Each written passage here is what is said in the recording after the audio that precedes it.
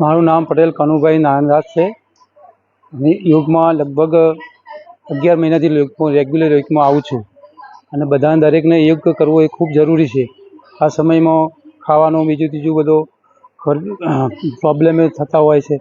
હવે હું મારી જ વાત કરું તો હું પહેલાં દવાખાને ગયો ડૉક્ટરે કહ્યું મને કે ભાઈ તમારે પગની એડી કપાવી પડશે, કે એની કોઈ દવા નથી. પછી મેં વિચાર્યું, એટલે કે મારા સંબંધી જ હતા તો એ મને એવું કીધું. પછી અમે યોગ મેં ચાલુ કર્યો. આ યોગમાં અમારે મીનાબેન પટેલ અંબાજી નડિયામાંથી યોગ ચલાવે છે, એમાં રેગ્યુલર હું યોગમાં જાઉં છું અને 11 મહિનાથી હું રેગ્યુલર જાઉં છું.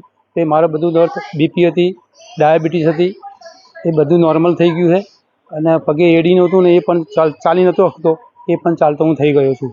એટલે હું દરેકને એ વિનંતી કરું છું કે યોગ રેગ્યુલર કરો. યોગ કરવાથી ઘણો ફાયદો થાય છે.